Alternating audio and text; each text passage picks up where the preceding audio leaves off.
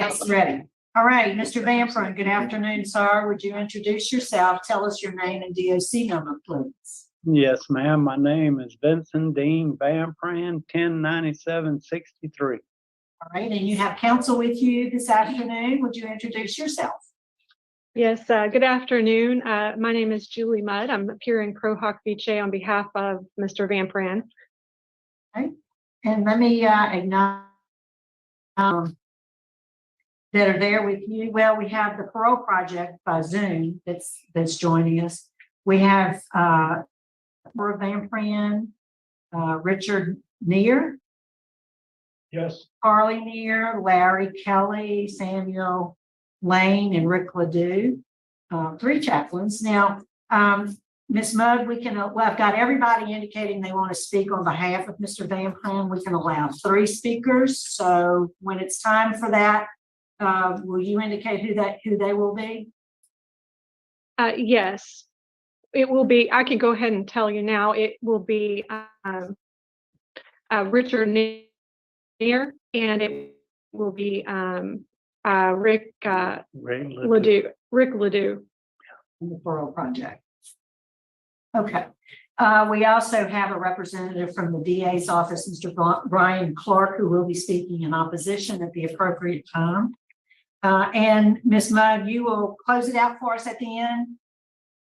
Yes, thank you. Okay. So Mr. Vampran, let me just enter some information into the record, then I'm going to turn it over to Mr. Freeman. Your case has been assigned to him. He'll take the lead on the interview. And then we'll hear from everybody who we just said will speak. And at the end, before we turn it over to Ms. Mudd, you'll be allowed to make a statement if you'd like to do so before we vote. So, sir, you are here this afternoon seeking a commutation of your sentence. You were sentenced in the 22nd Judicial District, St. Tammany Parish, in April 1985 to a life sentence for a second-degree murder conviction. Is that correct? Yes, ma'am. Would you answer Mr. Freeman, please? Okay, Mr. Vampran. How old are you, sir? 63. 64, I'm sorry. Yeah. I had down Happy birthday. Okay. Did you have any other charges besides this on your rap sheet? No, sir. Okay, and how long have you been in Angola? 39 years, sir.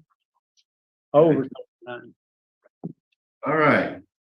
You know, I'm gonna ask you right off the bat. Now, I've read this over and over, and it's the most confusing case I ever read. It's a he said, she said, but I want to know what happened and tell me the truth.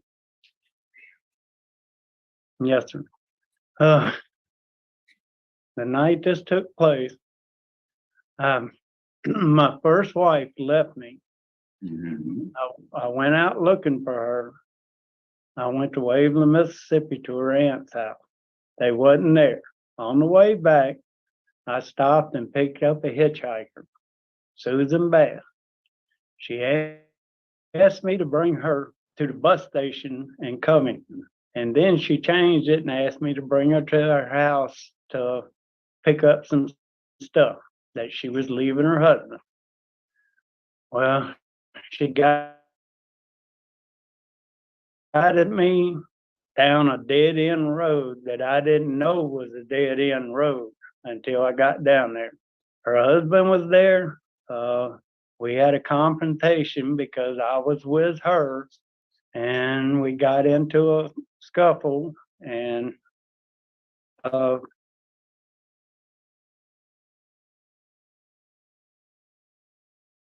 lost control. That's what happened. Okay, we lost you a little bit there. How did you kill him? Did you have was it a tire tool or what? Yes, sir, tire tool. I got it out of the back of my truck. Okay. All right. Well, I'm glad you were honest today, because in your statements it was a much different story. Yes, sir. Okay, and then Mrs. Bass, I mean, she didn't try to stop you or anything? I, I couldn't understand what he said. Could you repeat, Ms. Freeman? Mrs. Bass, did, she try to stop you or she encouraged you? I mean, what was the deal with her and her husband? Ms. Freeman, you again broke up right at that same point in that question. Could you try one more time? We're having a little difficulty here. Okay. Did his wife try to stop you in any way from, attacking him? No, sir. No, none at all. Did you have her tied up or have her stripped down naked for you? No, sir. I actually did that. I tied him up. Okay, but was it with her clothes or you had something else to tie him up? With her clothes that she had in a suit bag. Okay, so it wasn't the clothes that was on her body. No, sir. Okay, what happened between you and Mrs. Bass after the killing of her husband? She was going along with it. Really, that's the best I could explain it. She was also convicted, correct? No, sir. She went to trial, but they found her not guilty. Okay. Were you drinking on this night? Yes, sir. I was very much under the influence of alcohol. You consider yourself an alcoholic? At the time, I didn't. I thought I was a social drinker, but now that I look back on it, after I've taken all the courses, I know that I was a binge drinker. When I had some kind of problems or whatever, I drank. Okay. And how much would you drink and what would you drink when you got on these binges? Jack Daniel. That night I drank about a pint and a quart. Okay. Have you taken any classes with regards to your drinking? Yes, sir. I took a 100-hour class, living in balance. And that was the one that was with drugs and alcohol. Okay, did you do drugs also? No, sir. I never have done drugs.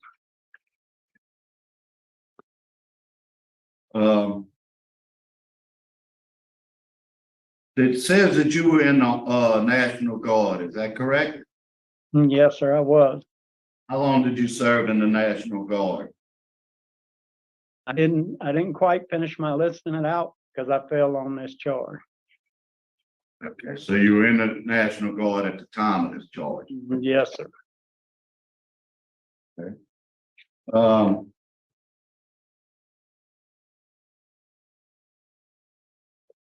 What other classes have you taken? Taking my GED, 100-hour classes, victims awareness, living in balance, part 1 and 2, thinking for a change, cage your rage, life skills, and anger management. What class you think you got the most out of? Victims awareness, sir. Okay, and what did that teach you? Empathy. I never even knew what that word was until I took that class. It's how your actions affect other people. It really opened my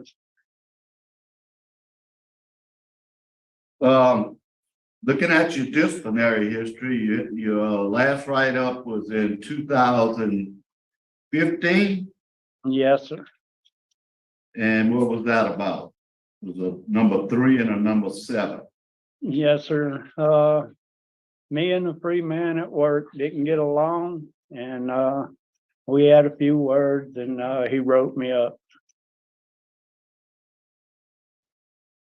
but we get along now. Okay. So 11 disciplinary right up to 39 years. That's not bad. Your minimum custody, you are taking accountability for your offense. And you have lots of support letters. Tell me why we should take a chance on you today.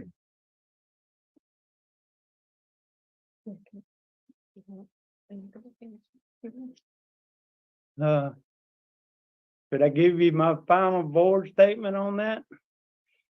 Sure. Okay. When I walked through the gates 39 years ago, I thought my life was over.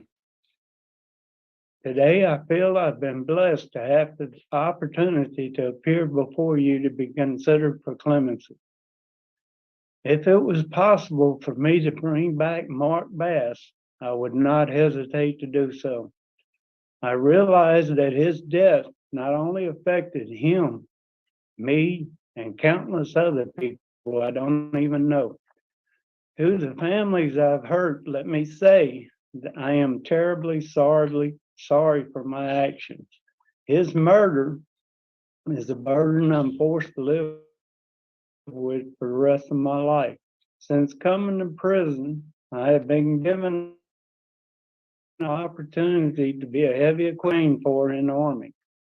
I worked on construction projects all over the state of Louisiana as a trustee for over 19 years. I've helped build churches, roads, paving work, rebuilding state facilities. I did most of the excavation and dirt work for the rodeo arena and the foundation work for all the churches here at Angola and other facilities. Wade, Fort Wade, police barracks, Cottonport. If granted parole, it is my plan to attend the parole project reentry program to help me reconnect with society. I plan to live with my wife of 20 years at our home and in acceptance from a job as a heavy equipment operator with Tangipahoa Parish Police Jury. My support group is my wife, my sister, and my brother-in-law. Thank you for considering me for clemency. I'm gonna ask you one last question, Mr. Vampran. At any time did you have considered killing his wife also? No, sir.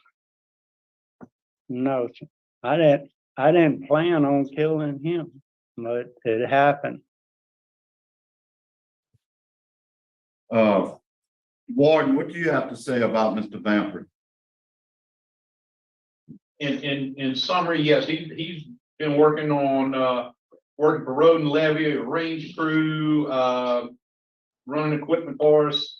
Got his, Class A trustee back in '98, looking over his record. He's done everything that we've asked. He's been all over the state, like he said. He's done a lot of good work for the department in his time here. I must mention there's strong law enforcement opposition to your release, which is something that's not uncommon. I have no further questions, Ms. Renata. Okay, thank you. We'll hear from the folks who want to speak in support. So we have Mr. Richard Neer.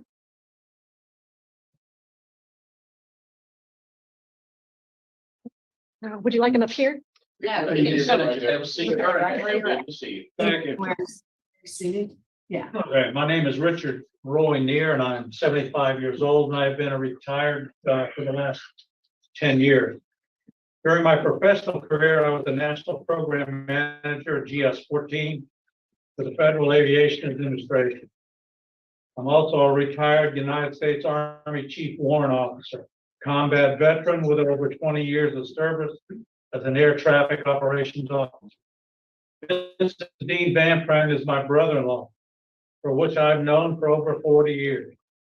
39 of those years he's been in prison at Louisiana State Penitentiary. My career in government and military required me to live away from Louisiana, but that requirement did not let me forget about Venson D in prison. When I retired from the federal service, my family and I returned to Louisiana and rekindled our relationship with regular visits and financial support. Without question, when we heard of Venson's arrest, we were shocked. When he was convicted, we were devastated. His crime was unthinkable. He was at the absolute lowest period of his life. I am positive he is not proud of the events which took over his life and which are now firmly behind him.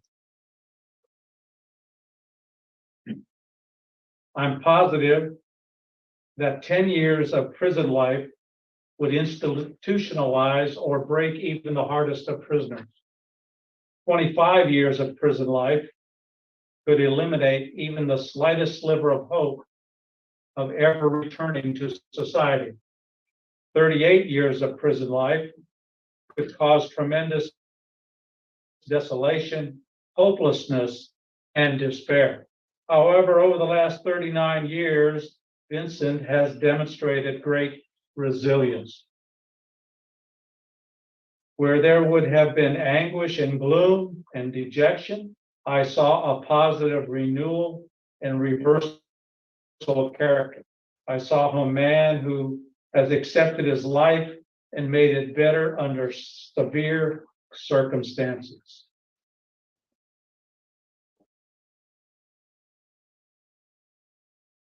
By the most exacting prison standards, he has maintained his trustee status for over 30 years.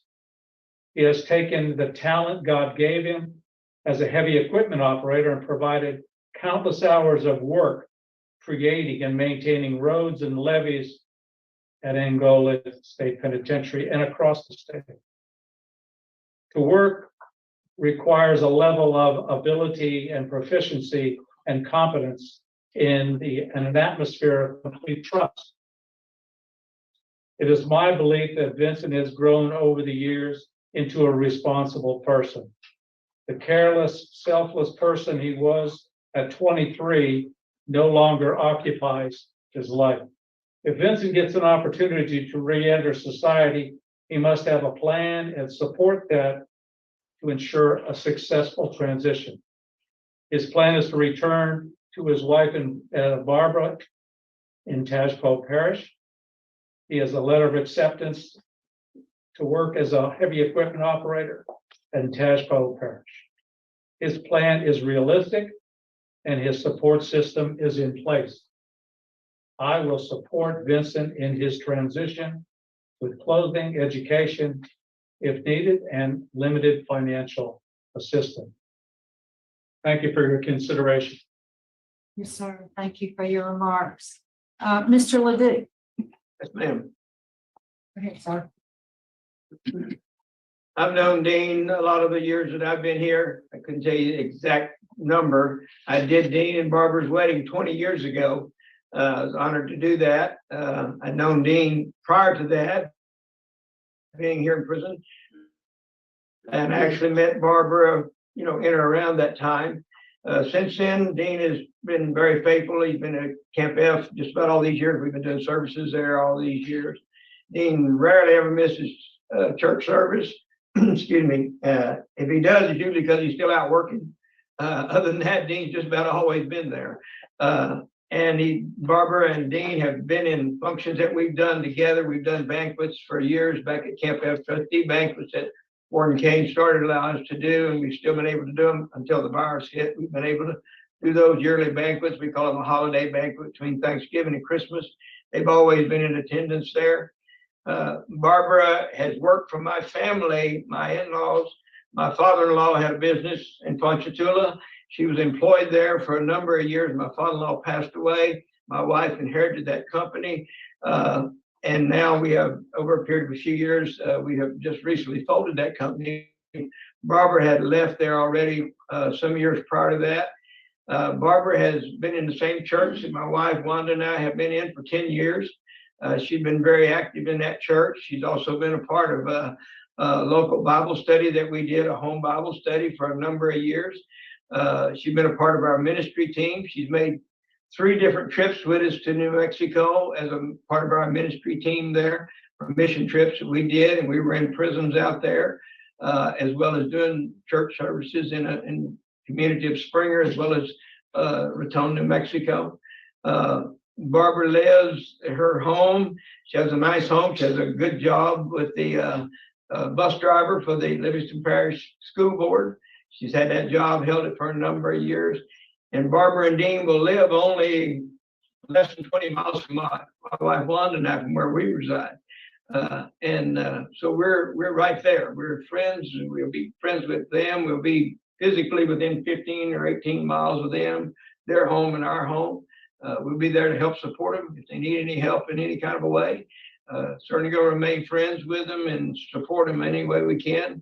My team will back us up on that, which we've got about 10 or 12 people on our team that every one of them know Dean, every one of them know Barbara. We'll be in total support of them any way we can in ministry, or try to be there for them. I can assure you that we've just had nothing but quality time with Dean all these years. And we totally, my whole ministry team will totally support Dean and Barbara in whatever way we possibly can. And I certainly hope you're for him. Thank you, sir. So, Mr. Vampran has already given us his statement, so Ms. Mudd, will turn it over to you. Sure, thank you. And thank the board for hearing us today. Oh, I know it's a long day and we're last, Ms. Mudd, so I'll try. I'm sorry. I need to ask for Mr. Clark from the DA's office for his remarks. I didn't see him on the screen. Is he with us? Thank you, Madam Chairwoman. Can you hear me? Yes, we can. All right. Thank you, Madam Chairwoman. Just some brief comments specifically regarding the acceptance of responsibility in this case, for the murder in this case. I would point out that on March 14th of this year, Mr. Vampran provided the following statement where he said he was guilty only of accessory after the fact of murder, that he, quote, dug a hole for himself, and then, quote, I actually don't know what happened to him. I'm blamed for them, referring to the police, not being able to figure out what happened. I messed up the crime scene. This is just several months ago that Mr. Vampran has denied any and all responsibility for the murder in this case. Now, today, Mr. Vampran is giving a very different story when he comes before this board now for a hearing. This begs the question as to which statement was false. Was it the March 14th statement where Mr. Vampran denies anything, or is it the statement that he now presents to this board where he now has a newly found acceptance of guilt in this case? I think this shows a lack of, not only a lack of acceptance of responsibility, but a distinct lack of credibility in this case. What could have changed so much to change a story within those couple of months? And it begs the question as to which story is actually accurate, and whether or not Mr. Vampran is simply now changing a story simply because today is his board hearing. And with that, the state would just note its opposition to pardon in this case. Thank you, Mr. Clark. We appreciate your remarks. Ms. Mudd? Yes, thank you. So Mr. Vampran is rehabilitated, which is, in general, what one would hope to see when someone spends 39 years in prison. He's not a danger to anybody. He has no prior record before this. This is the only thing for which he has ever been convicted, albeit a serious offense. I think that his conduct since this happened demonstrates that, he has had only 11 write-ups. I realized that one was 2015, but it wasn't anything like violence. It was essentially an argument that he got into with with someone on his job site. He's taken accountability for that as well as his other write-ups that he's had over the years, which are only 11 and 39 years. So he's not a danger to anyone. He also has completed numerous programs. He's completed victims awareness, 100 hours. He's addressed his substance abuse issues, which were, as he described, the reason and that this happened to begin with. He was incredibly intoxicated at the time of the crime, and I believe that has been consistent for many years, that he has said that he was incredibly intoxicated at the time of the crime, having drank Jack Daniels and not realizing he had a substance abuse program because he didn't have that education at the time to understand how that affects him and how that could potentially affect anyone around him. At this point, he has done everything that he can to address that substance abuse program. To address that substance abuse problem, and has attended the programs that were presented to him. Those weren't always available to him. He couldn't have done them, when he first got here. They didn't exist for him, at least at that time, since he was serving life without parole. But he did over the years take all of these programs that are listed in his packet. He also has a strong support system in addition to the Parole Project, who's present. They will put together a plan, a transition. Wife of 20 years, they met while he was in here when she drove somebody to visit her husband. She happened to meet Mr. Vampran here and continued to visit him for 10 years until they got married after 10 years and have been together another 20 years approximately. And so obviously, she saw him as a good man and continues to do so. They would live in Independence, fairly close to his sister and his brother-in-law who are here and offer support. I will point out that Barbara Vampran, his wife, and Kathy Neer are both here present. They're not speaking today, but they are very much in support of his release and will support him in any way that they can. He has also his faith community. He has, we heard from Rick Ledoux, and the other Cowboys for Christ are here as well. And he has, in addition to that, a community of veterans. I know that there are several letters in your packet from other veterans who are in support of him. I wanted to highlight just a couple of things that I don't know if were very obvious from the packet. There is a letter from a state representative who's since passed away, but he spoke of 2 different occasions where Mr. Vampran, since he has been incarcerated, has actually saved lives. One case was one where a member of the National Guard was assisting with the levees. His equipment toppled over and he became trapped underneath, and EMS couldn't get him out because he was trapped. So Mr. Vampran used his front loader to lift the equipment off of the man so that he could be taken by EMS and receive medical treatment. Another instance, what happened at Camp Winifred, where the director there had a heart attack, and Mr. Vampran assisted by, he was the only person there who immediately present who was able to take the man to the hospital.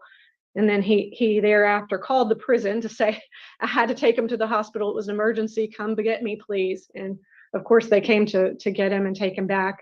That could have been an opportunity for him, but it turned into a life-saving act on Mr. Vampran's part that ended well for everyone. So I think that he's done. He has shown today his remorse. He hopes to be able to get the recommendation today and to eventually be able to return to live with his wife. And to work, as was mentioned by Mr. Neer, they have already, a job has been offered to him. He would be able to do the same type of work that he's done all his life, operating heavy equipment in Tangipahoa Parish.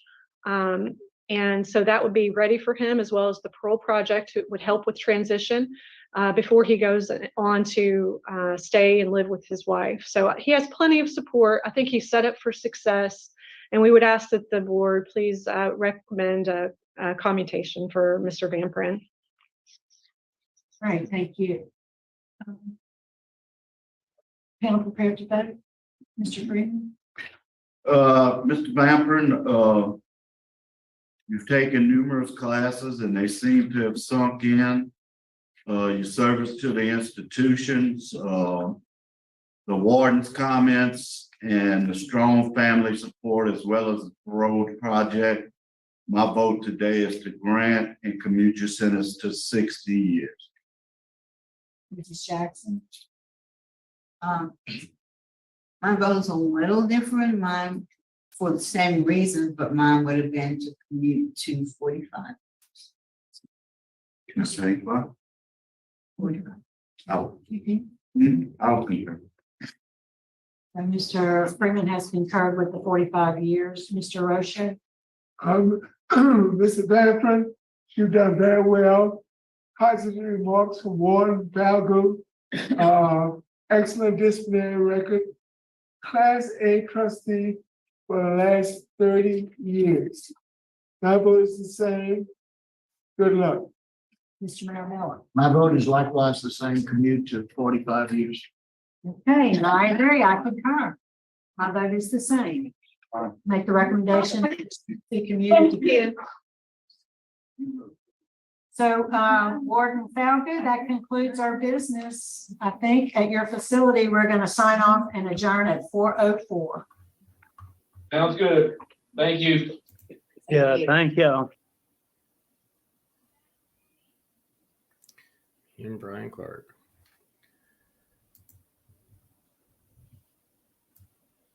Provided count. We'll unpack this.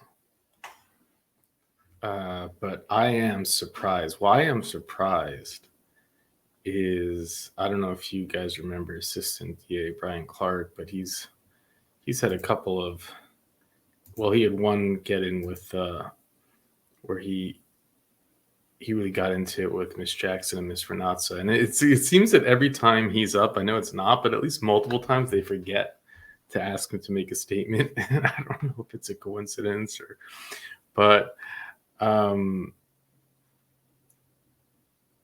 he had a really good point. And, which case is true? Frankly, it's like, it was just March. Today it's August. It was just a few months ago that he stated that he didn't do it. And I don't know how he can make that statement, come up to the board, and then make a different statement. Now, to Assistant DA Brian Clark's point, he just said, we don't know which one's true. And one might argue that he actually is innocent, but was advised not to go in front of the board and make a statement that he's innocent because they don't want to hear it. Except, and maybe he didn't know this, but the hearing before this one, a man came out and did just that. He said that he did not do it. And I'm blown away because it just doesn't make sense to me that they would, you have to admit your crime. Now, we do have the court transcripts, and you got to say this case is pretty sketchy.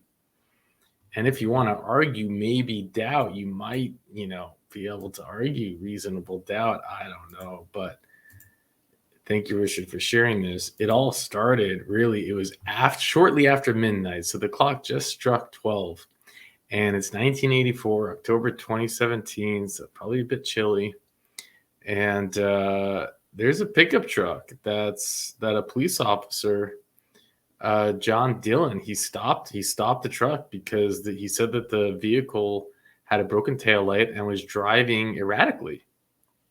So he approaches the truck and he asks the defendant to retrieve his driver's license. And at the same time, Susan Bass, in the passenger seat, who you heard that was also tried but found not guilty, she exits the truck. So she's in there. She's not, she's not saying, she gets out, and the police officer stepped behind the truck to look at the license plate. And at that time he saw, can you imagine? It's middle of Louisiana, kind of like a random road. And then he sees their blood dripping down the tailgate. And at that point, maybe it's an animal, right? People hunt. He says, what kind of cargo do you have? And then that's when he said, oh, which was followed by Susan Bass. She said, it's a body. He's killed my husband. And, the way that he said, oh, it's like, I wonder if he forgot it was there, or he realized, I don't know. It's just an interesting response. She yells, it's a body, he killed my husband, only at that point, right? Then upon inspection, Corporal Dillon discovered the body. Later identified that to Mark Stephen Bass, her husband. He was placed under arrest, read his Miranda rights. After preliminary investigation, Susan was also transported to the sheriff's office, and each were interrogated and gave a statement. Now we'll hear their statements. And again, it is quite interesting that she wasn't found guilty. But who knows? We don't have her trial. I should maybe search for it. But he said that he returned from work. It was in the afternoon, and his day went sideways real quick. And he found that his wife and children had moved from their home. So he comes home from work to an empty house. Wife, children, gone. They went to Mississippi. So he drove to Mississippi hoping that he could find his wife, who had relatives in that city. And he went and did what any man would do, right? He bought a pint of Jack Daniel's whiskey, which he was drinking while driving to Mississippi. Man, that is just sounds like you're on track to a really uneventful night. But that wasn't enough for him. He stopped and bought another bottle of Jack Daniel's whiskey later that evening. So he's on his second bottle of Jack Daniel's after just finding out that his wife and children left him. And apparently it didn't work out well for him there. So he decided to come back home from Mississippi. And that's when he saw a hitchhiker. A female hitchhiker standing near St. Tammany Parish and Interstate exit. And that hitchhiker later identified as Susan Bass. Now,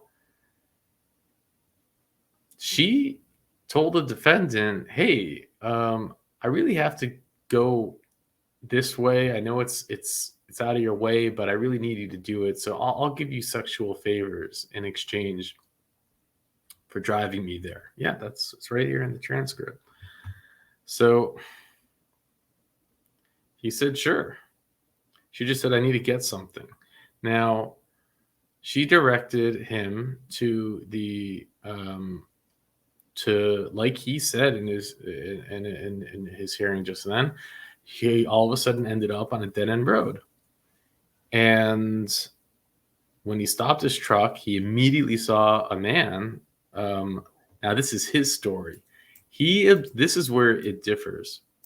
He says he observed a human figure lying on the side of the road. Further investigation revealed that the figure was bleeding body of a man later identified as Mark Stephen Bass, her husband.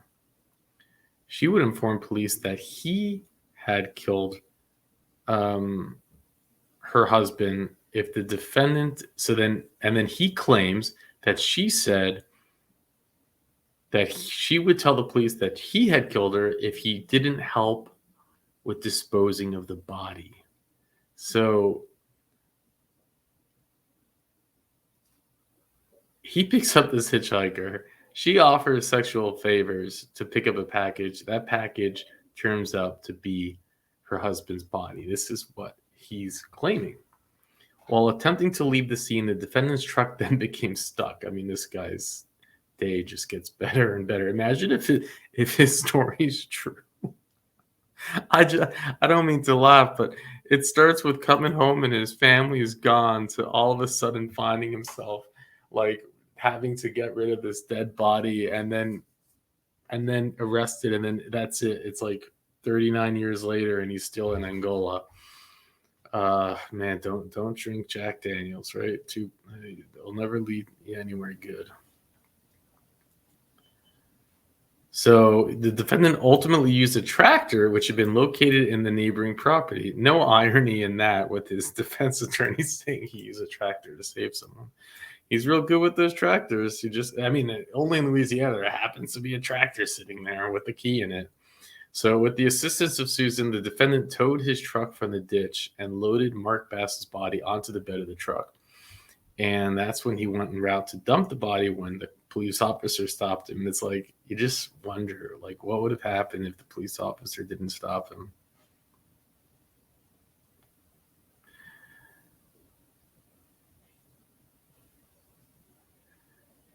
And when the Lieutenant David testified, the defendant was able to direct him to detective.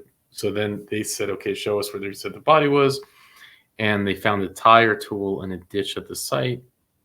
About 40 feet from the tile tool, he found scattered coins and a brown wallet which contained items belonging to Mark Bass. An autopsy conducted by Charles Crumpler, he said that he was hit between the certain times. All the wound has been caused by one instrument.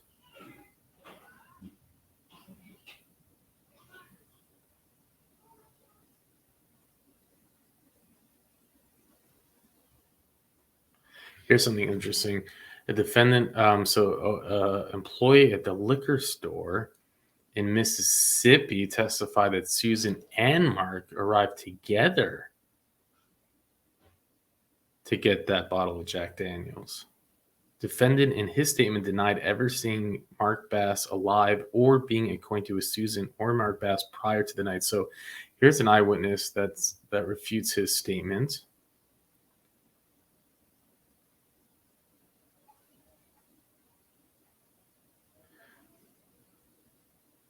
So this is his story in his trial. And I got to tell you, it's so far-fetched. It's so far-fetched to me. Just imagine if it was somehow true. He claims he's driving to Mississippi, gets 2 bottles. We don't know what happens. Does he find his wife? Does she just yell at him? He leaves. We don't know. Then there's just a hitchhiker, which he picks up. And she says, I need to get a package. I'll do stuff for you if you drive me. He does it. And then there's a body on the floor. Oh my gosh, there's a body. And then she threatens him. I'm going to, they just met each other. And she's like, if you don't put it in the truck, I'm going to call the cops. And he's like, oh my gosh, okay. Puts it in the truck. A cop comes and that's it. 39 years later, Angola. And that's his story. Now, the what he said this time was that he had, according to his story today, it was he had gotten out of the truck. Her husband was there. He was, of course, upset. And he used the tire iron. He was scared. He moved the body.